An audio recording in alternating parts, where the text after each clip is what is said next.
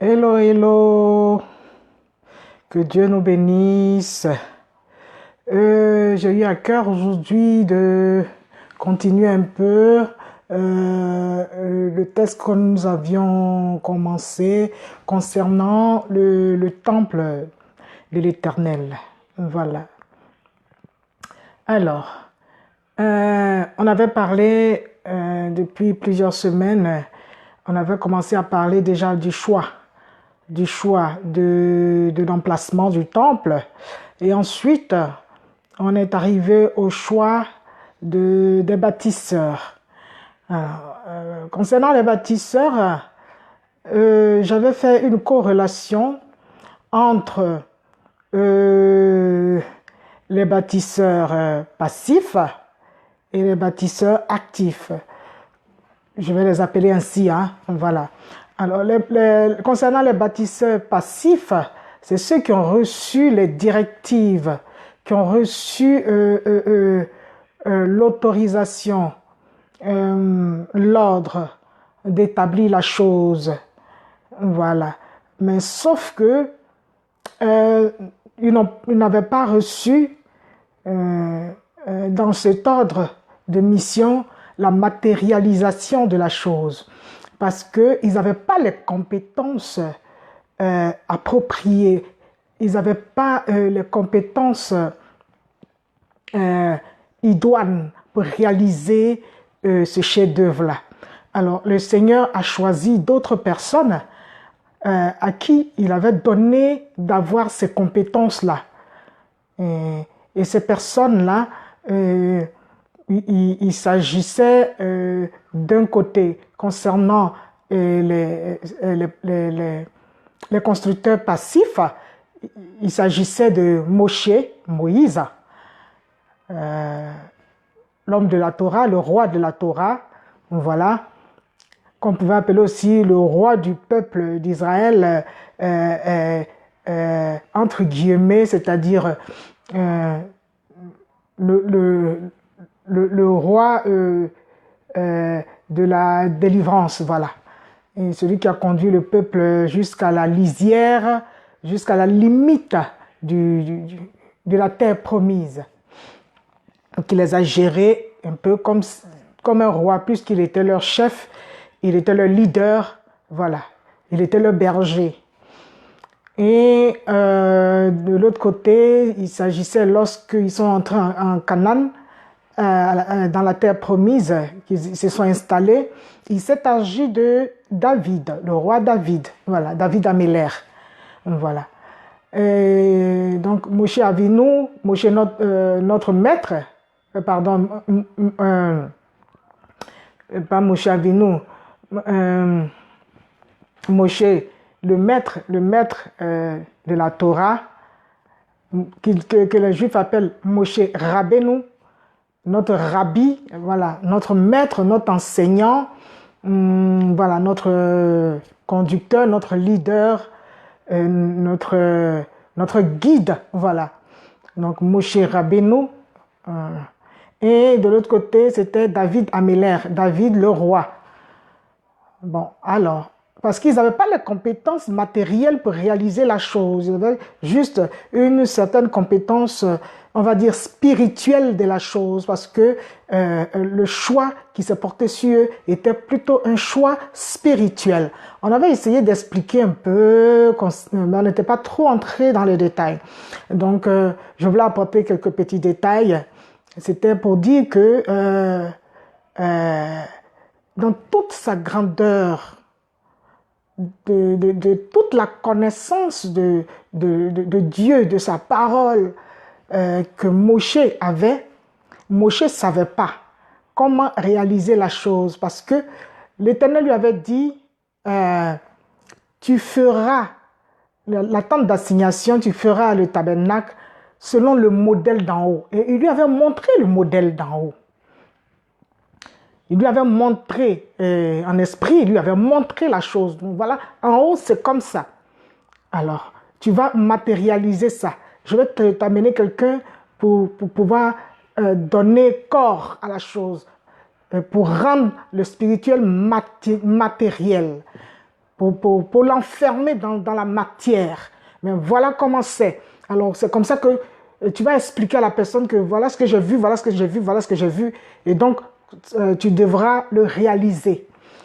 Et lorsqu'il allait pour expliquer à la personne qui avait été choisie, c'est-à-dire Betsalel,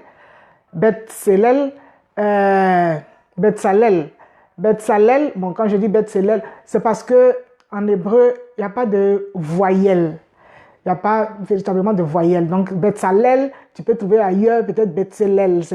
Il joue là-dessus dans cette langue-là. Donc, Betsalel, quand Moshe lui a expliqué la chose, parce que Moshe lui-même, il ne comprenait pas. Mais ce que l'Éternel m'a montré, c'est quelque chose qui est renversé. C'était l'inverse. Disons comme la pointe, le toit du tabernacle était renversé. Et les appuis, c'est-à-dire le bas, était en haut. C'est la vision que Moshe avait eue. Donc, il ne comprenait pas, mais comment est-ce qu'on peut réaliser quelque chose comme ça? Ça ne peut pas tenir. Il n'arrivait pas à comprendre. Et les maîtres d'Israël expliquent que c'est Betsalel qui a dit à Moshe, mais non, ce que tu as vu dans le monde spirituel, tu as vu ça dans le monde d'en haut. C'est selon la vision du monde d'en haut que Dieu t'a permis de capter la chose, de photographier la chose dans ton esprit. Alors, comme ce qui est en haut est comme ce qui est en bas, mais à l'inverse, parce que notre monde est à l'inverse du monde d'en haut. C'est le contraire. C'est-à-dire que, quand je vais vous expliquer le contraire, c'est-à-dire qu'il est exactement le même, c'est identique. Par rapport à ce qui a déjà été réalisé, c'est identique. Pourquoi? Parce qu'il n'y a rien qui a pu être réalisé, comme je vous ai déjà dit, sans que cela n'existe déjà en haut. C'est parce que ça existe en haut que tu peux saisir la chose par inspiration divine, par mission divine pour pouvoir réaliser cela dans notre monde. Mais ce que je veux dire quand je dis c'est le contraire, c'est pas tellement le mot juste, mais je veux dire c'est l'inverse. Pourquoi? Parce que je vais attirer votre attention sur, bon, on est tous un peu partis à l'école, hein, on a bricolé, on a gratté un peu, hein, voilà.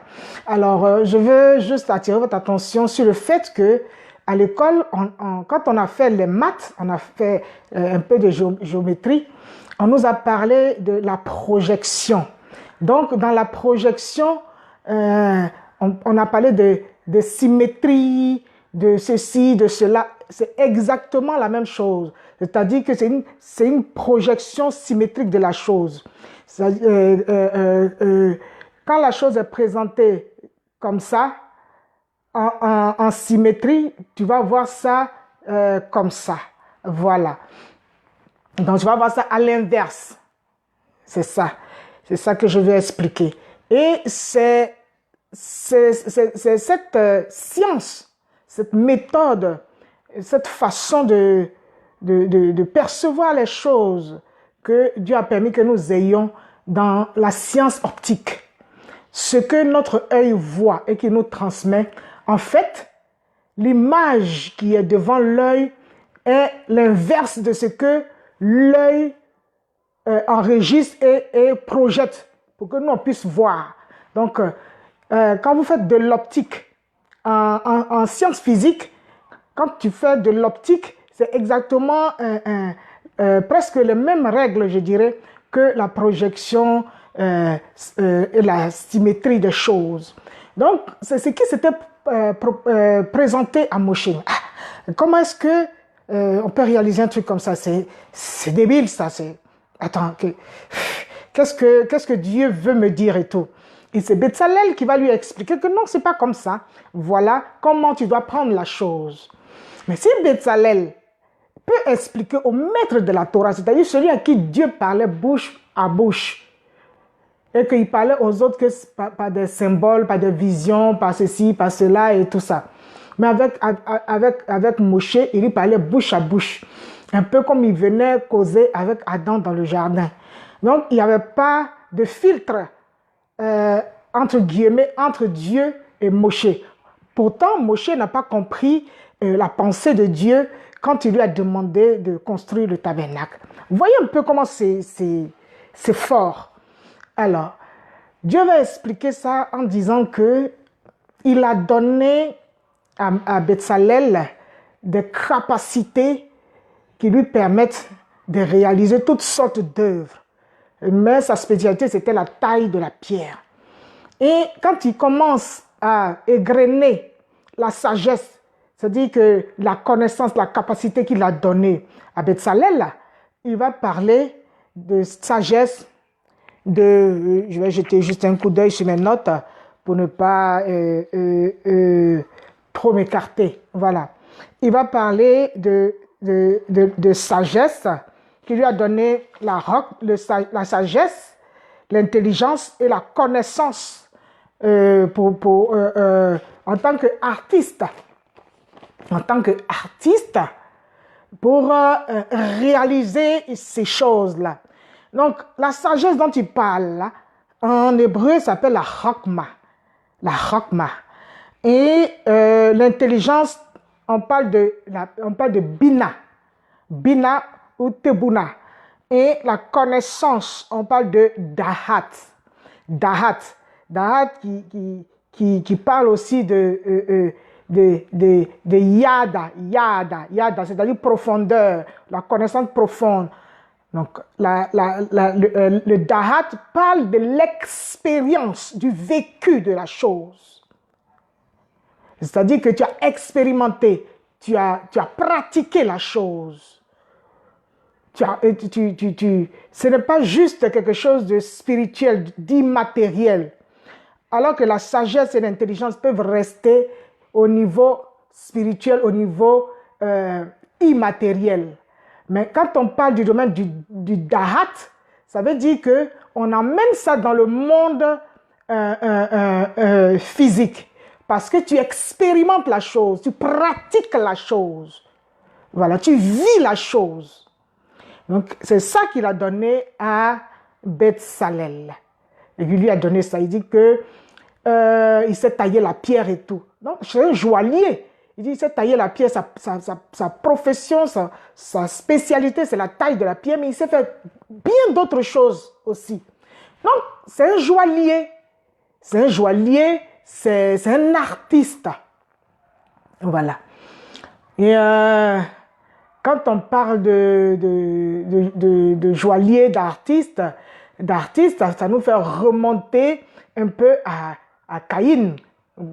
Maintenant qui prononce Caïn, mais en hébreu c'est Caïn. Caïn, un des fils de Caïn.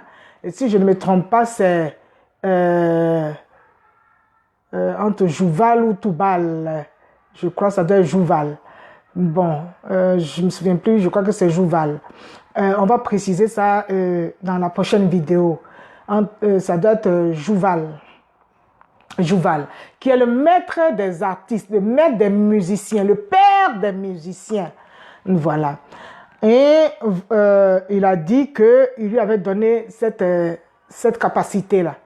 Or, qui parle de Chokma, de Bina et de Dahat, parle de fruits de l'arbre de vie. C'est-à-dire les fruits, comme on appelle aussi les séphirotes. Au singulier, c'est séphira, une séphira, un fruit, et des séphirotes, des fruits. Les fruits de l'arbre de vie. L'arbre de vie qui était planté au milieu du jardin. Et donc, Adam devait manger les fruits jusqu'au temps marqué avant qu'on ne lui donne l'autorisation de manger de l'autre arbre. Donc, ils forment la première rangée juste après Keter, qui est la couronne, qui est au-dessus, qui est à la pointe de l'arbre de vie. Donc, quand tu trouves Keter, la couronne, duquel vient comment dire, bon, bref. Alors, quand tu trouves Keter, la couronne, au premier niveau, à la cime, quand tu viens à la première rangée après Keter, tu vas trouver Chokma. Après Chokma, tu vas trouver donc Chokma, la sagesse. Après, tu vas trouver le fruit qui s'appelle Bina, qui est l'intelligence. Et après, tu vas trouver Dahat. Mais Dahat, il est présenté comme ne pas être véritablement un fruit.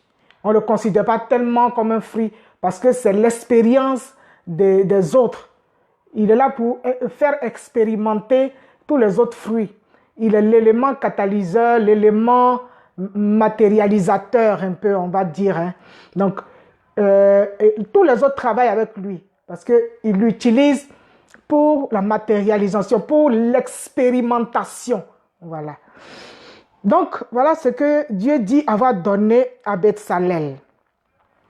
Et ces mêmes qualités, il va dire les avoir données à Hiram, celui qui a été chargé de construire la représentation en pierre, la représentation de l'édifice en dur du tabernacle.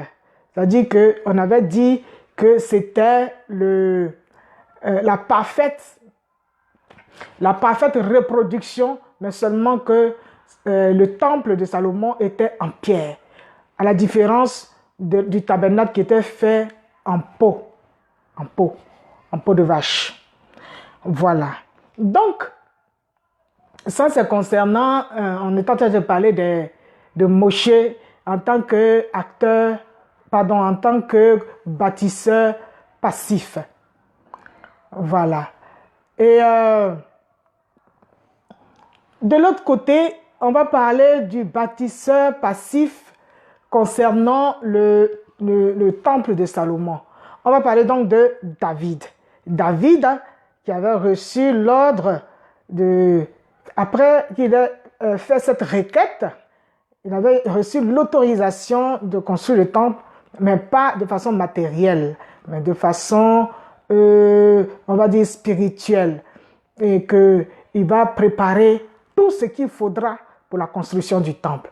C'est-à-dire, il va mettre de l'argent de côté, il va mettre des œuvres d'art, il va mettre tout ce qu'il faut, tout ce qu'il pourra, les relations. Il va construire des relations et tout ça qui vont permettre la construction du temple de l'Éternel. Mais je voudrais m'arrêter sur quelque chose.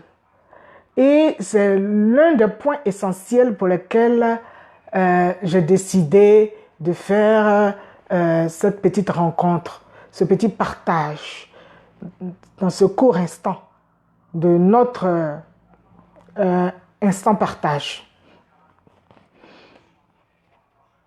J'aurais été David, j'aurais eu mal au cœur. Et je sais que David a eu mal au cœur quelque part. Je pense que David a dû avoir un peu mal au cœur que Dieu l'ait disqualifié de la matérialisation du temple. Après tout ce qu'il a fait pour l'Éternel. Pourquoi? Parce que la raison que l'Éternel lui donne pour le disqualifier, entre guillemets, c'est qu'il lui dit que tu as combattu trop de combats, tu as fait trop de guerres. Et tu as fait couler beaucoup trop de sang. Tes mains sont pleines de ce sang-là. Et pour cette raison, je ne peux pas te permettre de bâtir le temple. Ton fils Salomon va le faire à ta place. Ah! Seigneur, mais ce que tu me reproches, entre guillemets, si je dois le prendre comme un reproche, ce que tu me reproches, ce n'est que ce que tu m'as demandé de faire. Les guerres que j'ai menées, ce sont tes guerres. David n'a jamais tué gratuitement quelqu'un. David n'a jamais fait de mal à qui que ce soit, si ce n'est sur ordre de l'Éternel ou pour l'intérêt souverain de l'Éternel. Alors, quand on vient de lui dire, pour cela, je ne te permets pas de construire le temple, vous voyez la frustration que ça peut causer. Mais comme David était quelqu'un de mature, David était quelqu'un qui était un fils. Et un fils est celui qui connaît les profondeurs de son père, qui est le reflet, qui est la projection, l'irradiation de la gloire de son Père, qui est l'image parfaite du Père. Car Yeshua pouvait dire, quand on lui a posé la question, mais depuis on est avec toi, et tu ne nous montres pas le Père, montre-nous le Père. Tu dis tu travailles pour quelqu'un que c'est ton papa, tu ne veux pas toujours dire mon papa, mon papa, mon papa. Pardon, il ne faut pas nous faire le coup de Colombo ici. Donc, on entend toujours parler de l'épouse. Ma femme a fait ceci, ma femme est comme ci, ma femme est mon beau-frère. Mais on n'a jamais vu la femme de Colombo. Donc, il ne faut pas nous faire le coup de Colombo ici. Tu parles de ton papa. Non, on n'a jamais vu ton papa. Toi, si tu seras là-bas, tu t'en le vois, tu viens, on travaille avec toi. Montre-nous quand même. Il faut nous honorer. Il faut quand même montrer au Père que c'est nous qui sommes en train de souffrir avec toi ici pour construire son monde, pour faire son travail. Mais toi, si tu te caches, tu t'en le voir. Nous aussi, on veut voir le Père. Yeshua va répondre. Comment ça? Depuis que vous êtes avec moi, là, vous n'avez pas encore vu le Père. Mais vous êtes grave. Quand est-ce que vous allez comprendre les choses? Qui m'a vu a vu le Père. Si vous me voyez là, c'est que c'est le Père que vous voyez. Parce que je suis le Père. Je suis son reflet, je suis son image, je suis sa représentation parfaite. Si tu me vois, tu ne peux pas demander à voir le Père parce que le Père est là. Quand je suis là, c'est que c'est le Père qui est là. Donc, David, il savait ces choses. En tant que fils, nous, peut-être, on allait être frustrés. Quelle ingratitude. Après avoir fait tout ça pour toi, Seigneur. C'est ce que tu me fais. Mais David a bien compris. David a bien compris. Et il a dit, d'accord, il n'y a pas de souci. C'est quand on lui a donné cette réponse même qu'il a commencé à mettre de côté tout ce qu'il fallait pour la construction du temple. C'est-à-dire faciliter au maximum le travail à son fils Salomon. J'ai beaucoup réfléchi là-dessus, j'ai beaucoup prié, demandé au Seigneur, mais pourquoi? C'est-à-dire que ça ne m'avait pas interpellé plus que ça avant. Mais lorsque j'ai commencé cette étude-là, je dis, mais quand même, c'est trop facile de passer là-dessus. Il y a quelque chose qui est là, qui doit être vu. Il y a un dévoilement qui doit se faire. Je vais creuser, je vais prendre mes outils et je vais aller au créneau. Voilà quoi, je vais creuser. Comme j'aime m'appeler, pour rigoler, j'aime bien m'appeler mineur de fond. Alors je vais aller dans ma mine là, avec tous mes instruments, et ma lampe torche sur mon front, et puis je vais creuser. Il faut que je trouve des perles rares, il faut que je trouve des pierres précieuses, il faut que je trouve quelque chose. Et donc, j'ai creusé, et je suis arrivé à quelque chose que je trouve merveilleux, que je trouve trop bon. La parole de Dieu, c'est du miel, c'est trop bon, quoi. J'aime la parole de Dieu. Dieu va m'ouvrir les yeux sur l'histoire de guerre qu'il a présentée à David pour le disqualifier entre guillemets. David est un homme de guerre. Et Dieu lui dit, tu ne peux pas construire le temple, mais ton fils Salomon va construire le temple. Donc il oppose Salomon à l'homme de guerre. Ça veut dire que le contraire de la guerre est la paix. Donc ça veut dire que le contraire de la guerre étant la paix, Salomon sera un homme de paix. Alors, lui, il aura l'autorisation, il aura le privilège de construire le temple. Mais toi, tu es un homme de guerre, tu ne peux pas construire le temple. Mais comment se dit guerre en hébreu? En hébreu, guerre se dit milchama. Milchama. Alléluia. Milchama. Milchama, ça vient de l'érem. Quand on coupe en deux, tu vas voir mi et puis l'érem. Milchama. Milchama, la guerre. Et le mot guerre a été constitué de deux mots, mi et l'érem. L'érem. Mi, l'érem. Et mi, l'érem signifie à qui est le pain. L'érem, c'est le pain. Beth-lérem, la maison du pain. L'érem, c'est le pain.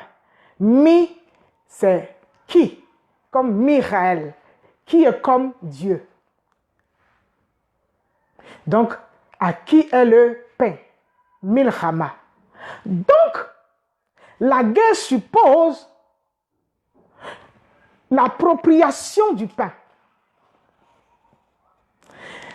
Tant que tu ne t'es pas rendu maître du pain, tu ne t'es pas rendu propriétaire du pain, tant que tu n'as pas défini ton royaume, ton domaine sur lequel tu es maître du pain, sur lequel tu es propriétaire du pain de ce royaume-là, et que tu le montres avec force, avec tout ce que tu as à ton pouvoir pour défendre tes intérêts, ton pain te sera disputé et tu seras en guerre.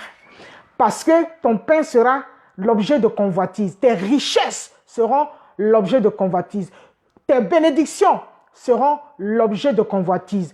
Tout ce qui t'appartient sera objet de convoitise. D'autres personnes qui aimeraient avoir cela en leur possession. Ton mariage, ta prospérité, ta santé, tes enfants, tout ce qui est à toi sera objet de convoitise et te sera disputé. Et celui qui se rendra maître de toi prendra ces richesses-là et ira avec chez lui. Donc, il faut asseoir ton autorité, asseoir ta puissance en te rendant maître du pain, de la portion de pain, de la portion de royaume, de la portion comment dire, de territoire que Dieu te donne d'avoir. Quand tu seras devenu propriétaire, personne ne pourra venir te réclamer cela. Donc, Dieu a utilisé David pour asseoir la royauté, sa royauté à lui, Dieu, dans le pays de la promesse à Canaan, comme on le dit, mais les Hébreux prononcent Aknan, ils prononcent Knan. Donc voilà. Il a utilisé David pour ça. Donc, Josué a pris les terres et il a choisi, Dieu a pris un premier roi pour introduire la royauté. Pour introduire la royauté. Et ensuite, pour asseoir et donner ancrage, racine à cette royauté, il a utilisé David. Et David n'a passé toute sa vie qu'à faire des guerres, des guerres, des guerres, et des guerres à n'en plus finir.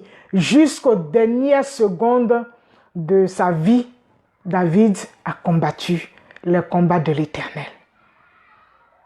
Amen.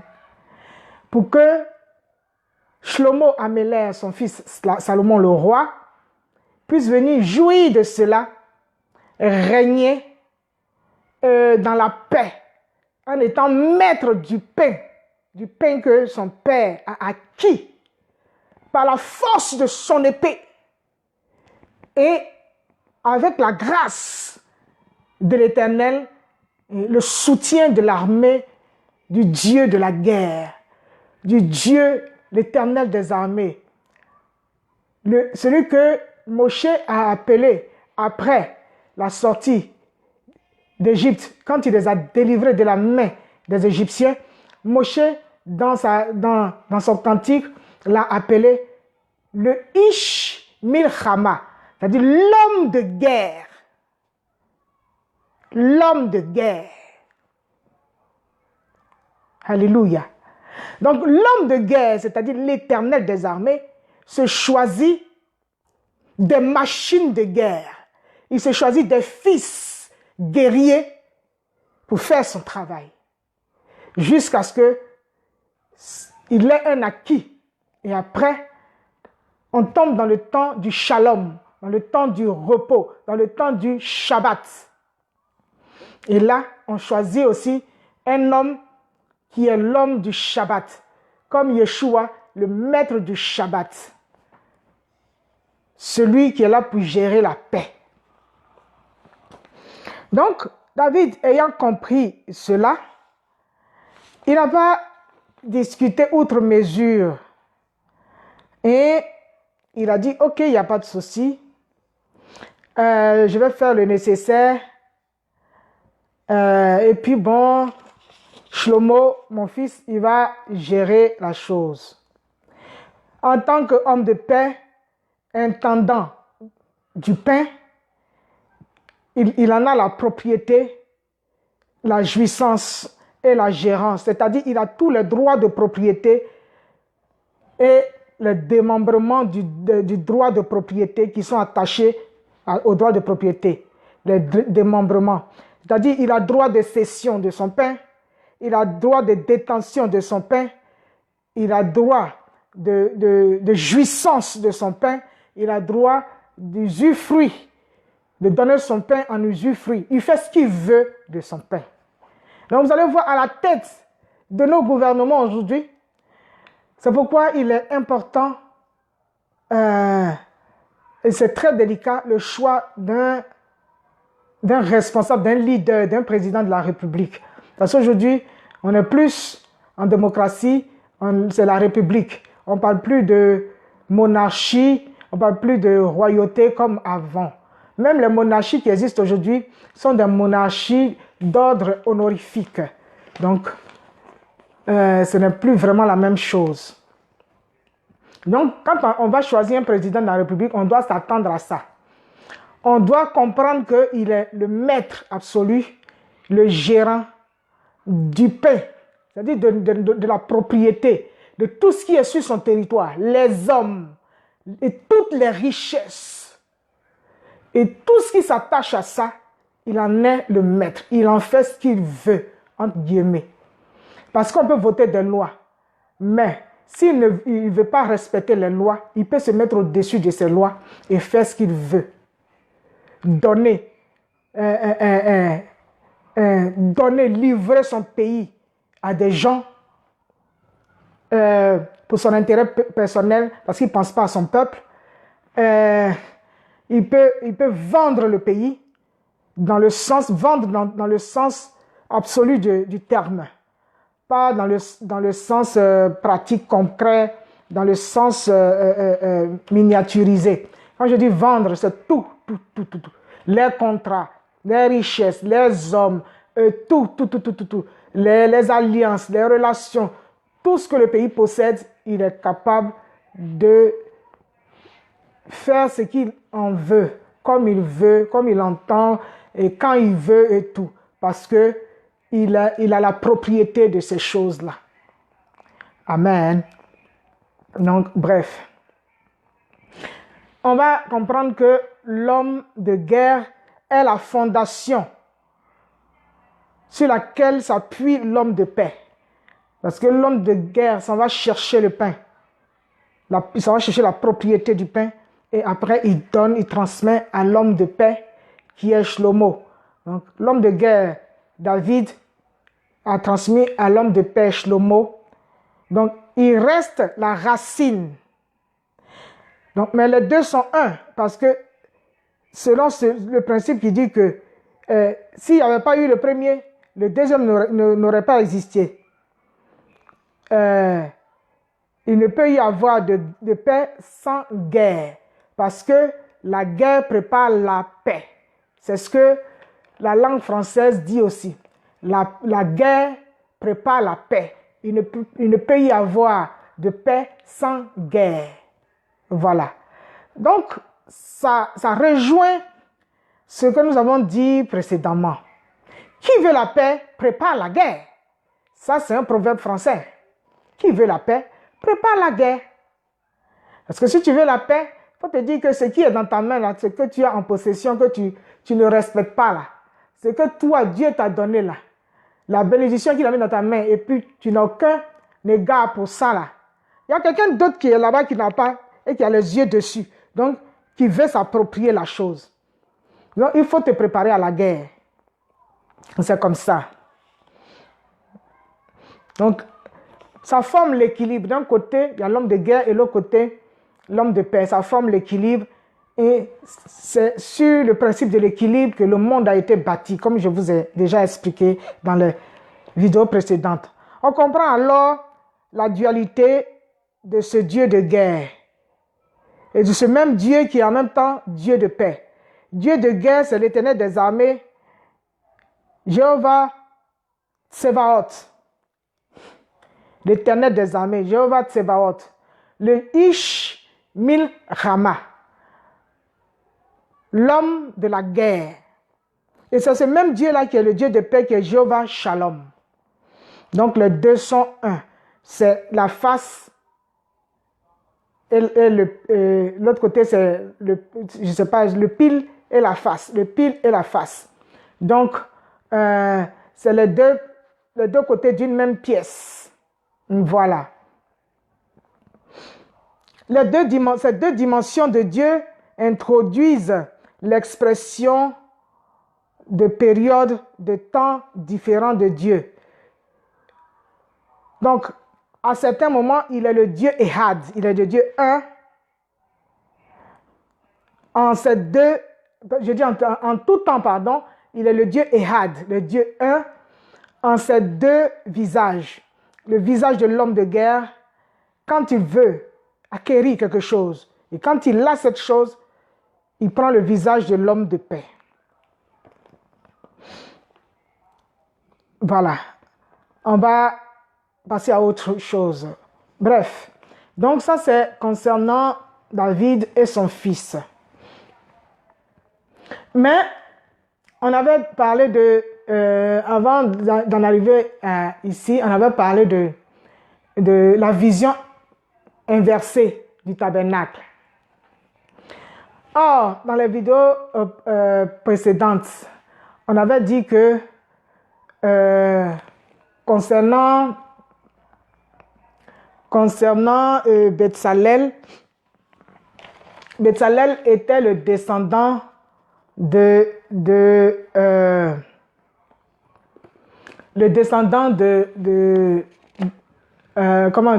crois qu'il était de Yehuda, comme on avait dit, il était de Yehuda.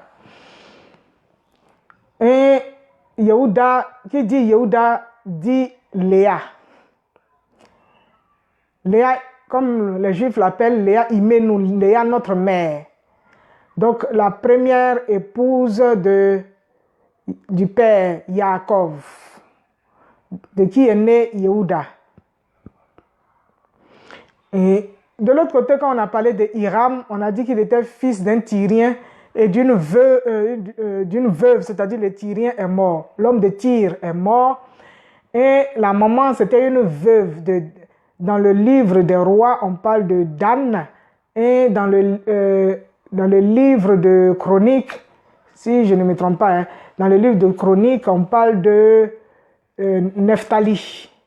Donc, d'un côté, on dit que cette veuve est de la tribu de Nephtali. D'un autre côté, on dit que cette veuve est de la tribu de Dan.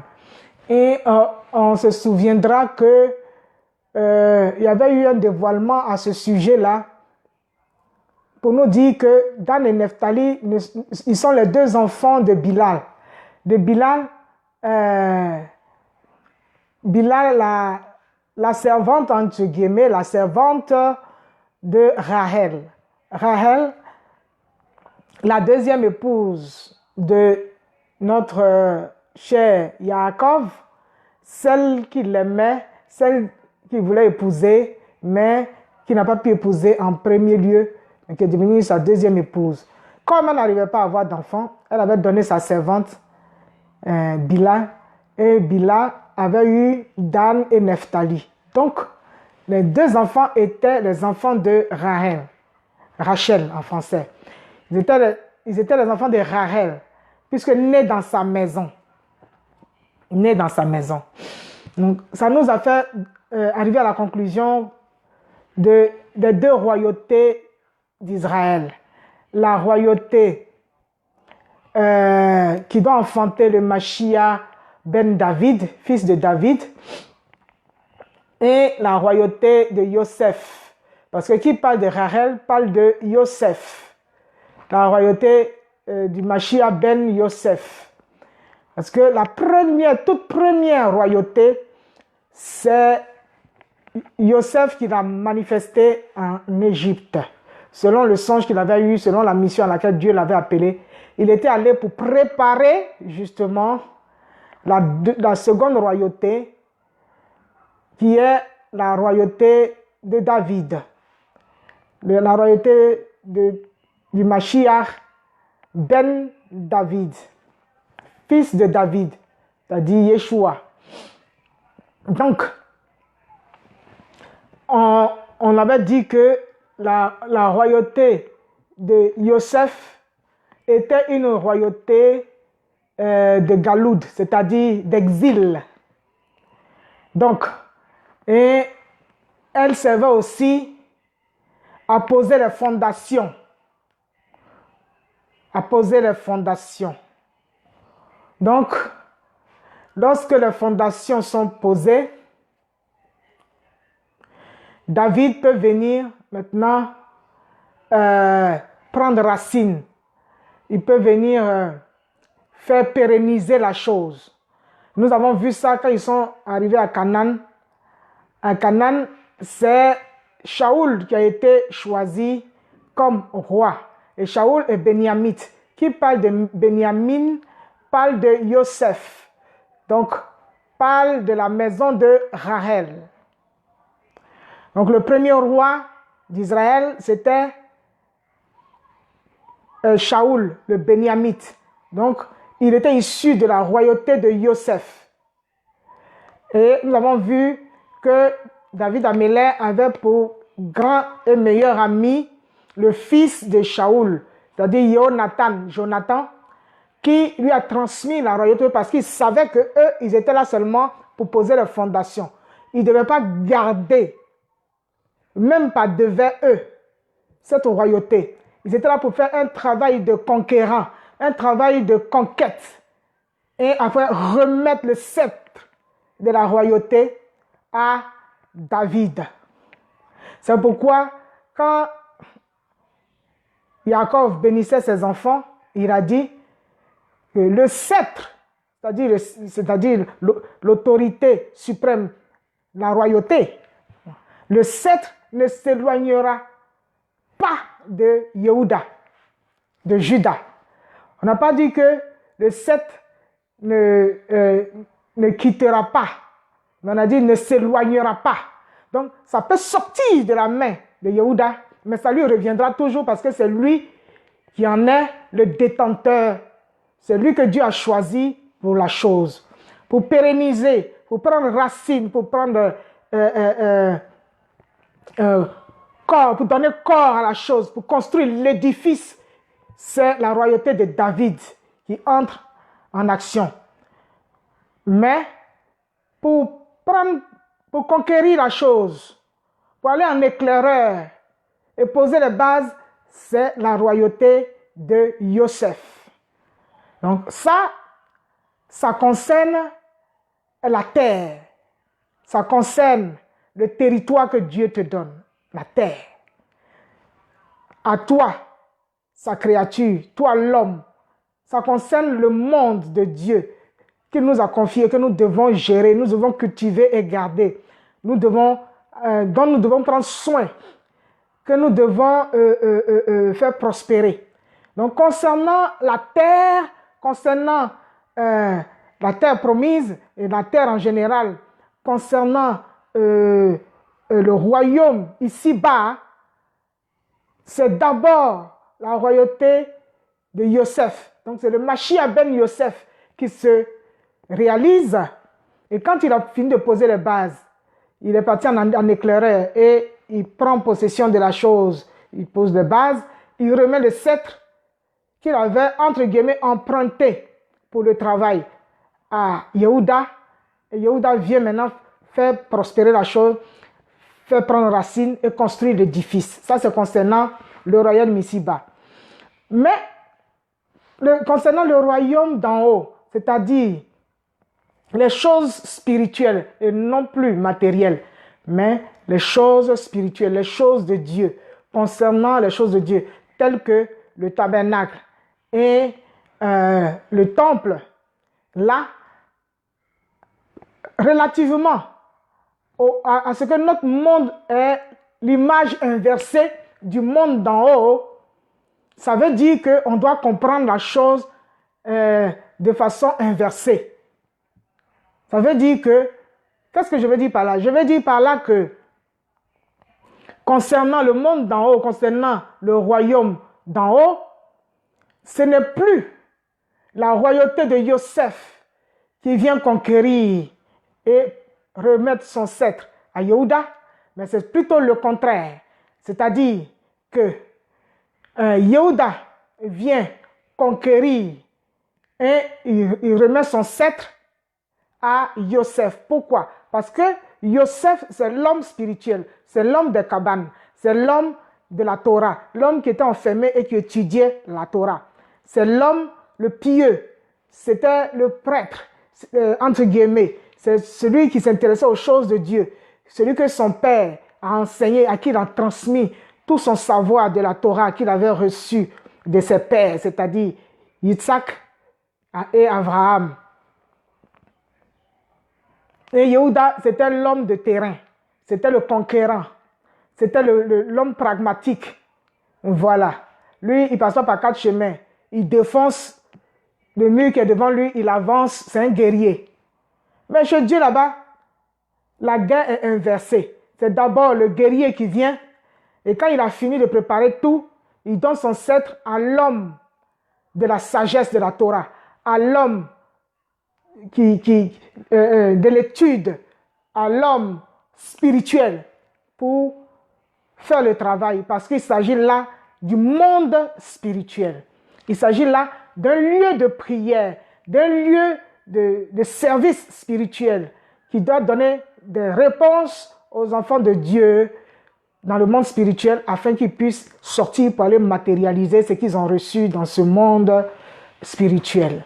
Donc, c'est pourquoi les choses ont été inversées. Que c'était d'abord la descendance de David en la personne de Betsalel qui a commencé, et ensuite, pour donner la suite, pour donner le flambeau, passer le flambeau, le relais à Hiram, le descendant de la maison de Rachel, donc le Ben Yosef.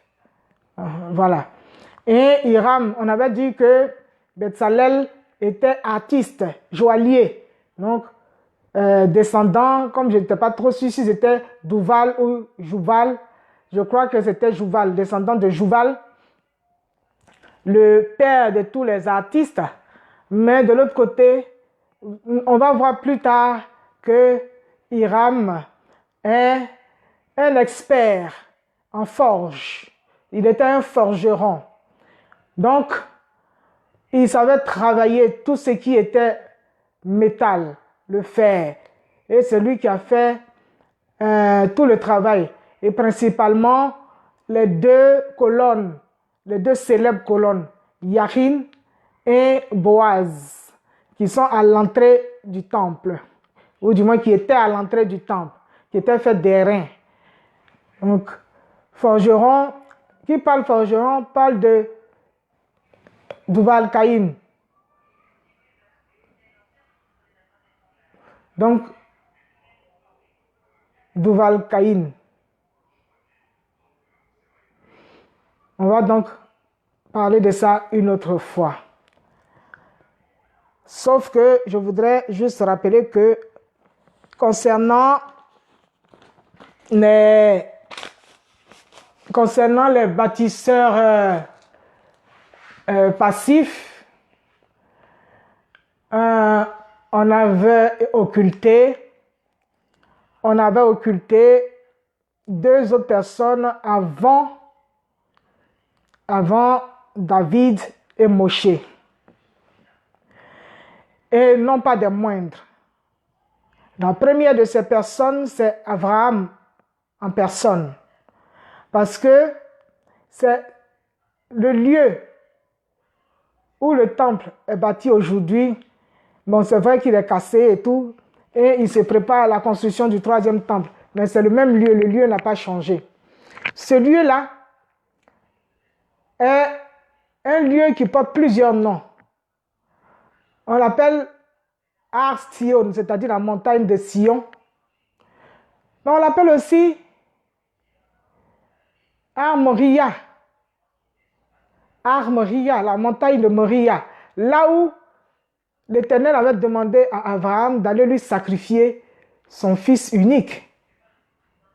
Son bien-aimé fils, le seul qu'il avait et qu'il aimait. Le fils de la promesse qu'il avait attendu 100 ans avant d'avoir. Il lui a demandé d'aller le sacrifier. Et c'était à cet endroit-là, sur le mont du temple.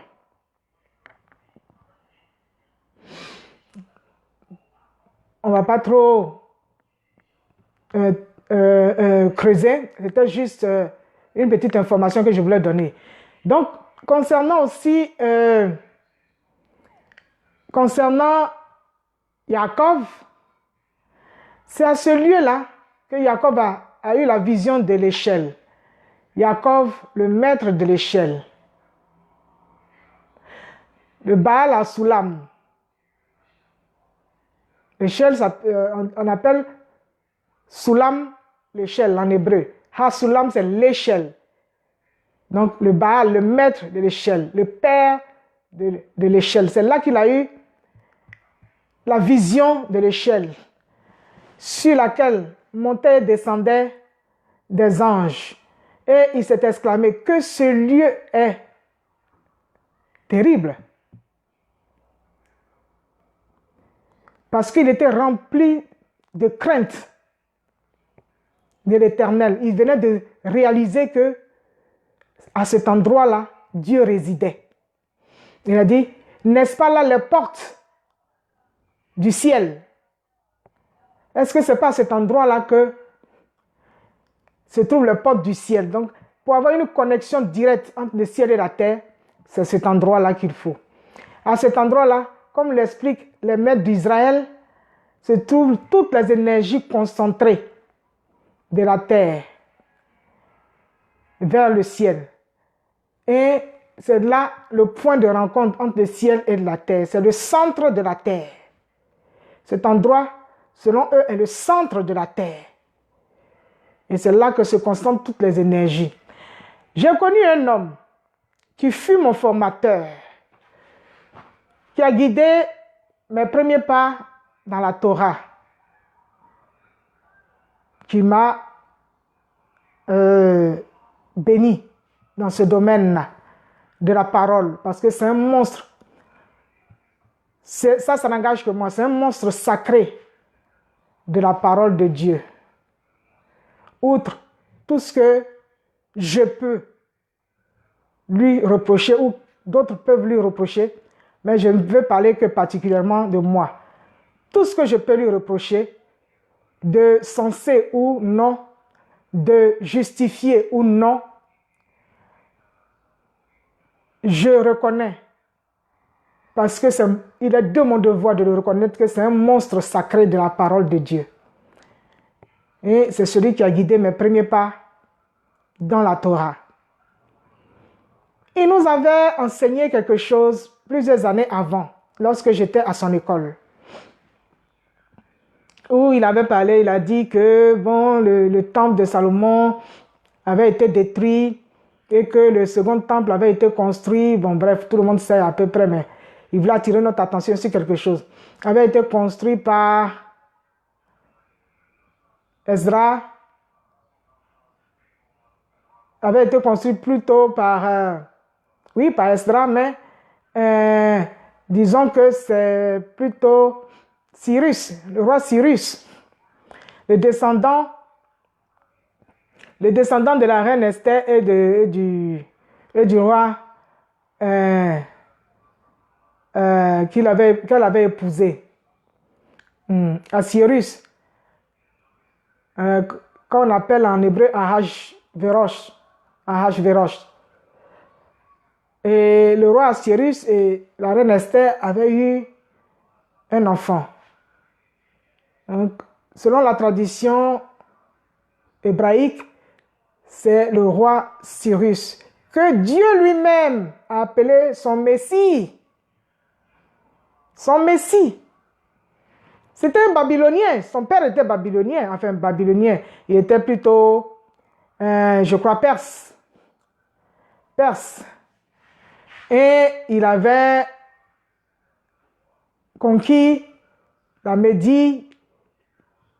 Et après, il était venu conquérir la Babylonie. Donc, tout ça faisait partie de son territoire.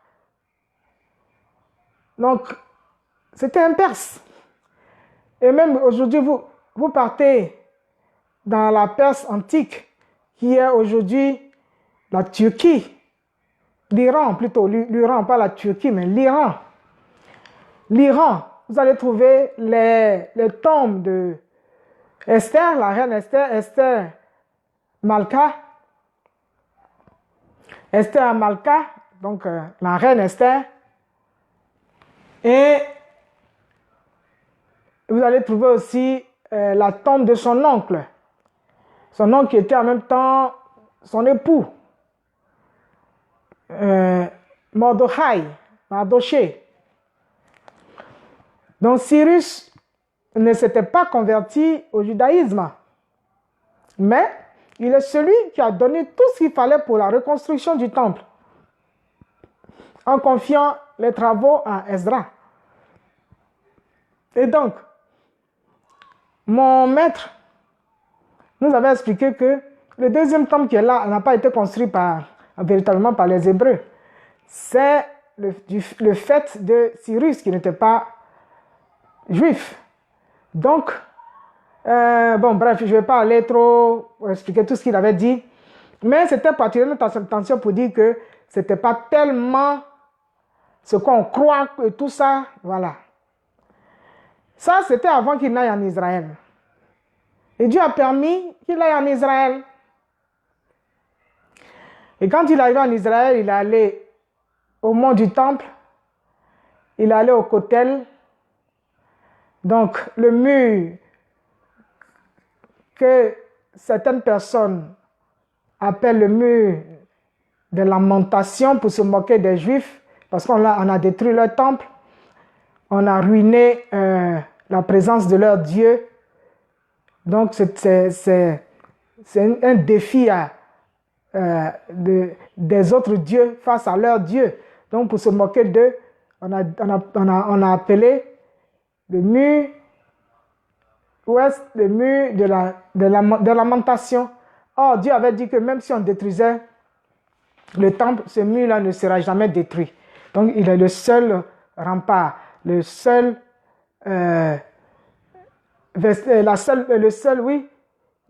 qui constitue encore un vestige de la gloire passée du temple de Salomon.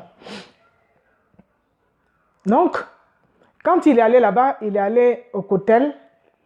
Donc le Kotel, c'est-à-dire le mur de la grâce. Et il m'a appelé de là-bas, pendant qu'il était là-bas, sur place. Il m'a appelé ici en France. Il dit, Tamar, ma fille, les pierres sont vivantes, elles vibrent. J'ai posé mes mains sur les pierres, je suis en train de les toucher. Elles contiennent de la vie, elles vibrent. Les pierres sont vivantes. Il y avait une telle émotion dans sa voix quand il me disait ça.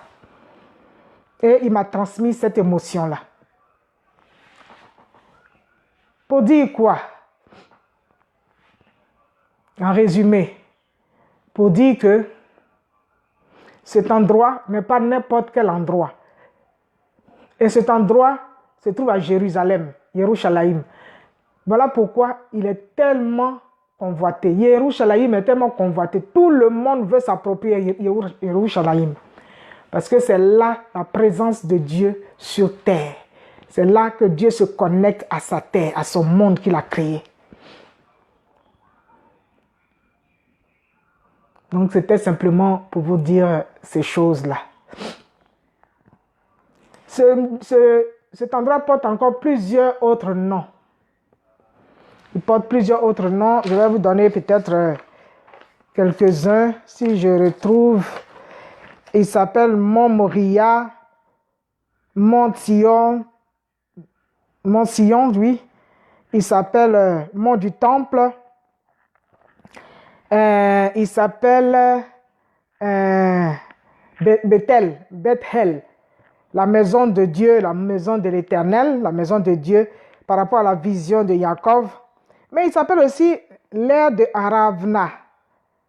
L'aire de Aravna, et il s'appelle aussi l'aire de Ornan. L'aire de Ornan. Et c'est le même Aravna dans le livre dans un des livres, c'est-à-dire le livre de Chroniques et l'autre côté le livre des rois. Quand on parlait de David à qui Dieu avait donné à lui et à son maître Shmuel d'aller découvrir cet endroit-là et de le choisir pour construire son temple. Et quand ils ont vu ça, après, Shmuel est mort et tout ça, plusieurs années plus tard, quand il s'est agi du moment pour commencer à penser à construire le temple, comme dans la première vidéo, je vous avais expliqué, la première vidéo concernant le temple de Salomon, où j'ai parlé du choix du lieu. Et j'avais dit que Dieu avait suscité Satan pour créer un événement en tant que maître du temps et des circonstances. Donc, il avait créé des circonstances parce que le temps était venu pour penser à la construction du temple. Donc, il a créé des circonstances et qui ont fait qu'il y a eu plusieurs morts. Plusieurs morts. Et quand David a eu la révélation de cette chose, il s'est rendu là-bas et il a vu que le lieu était occupé.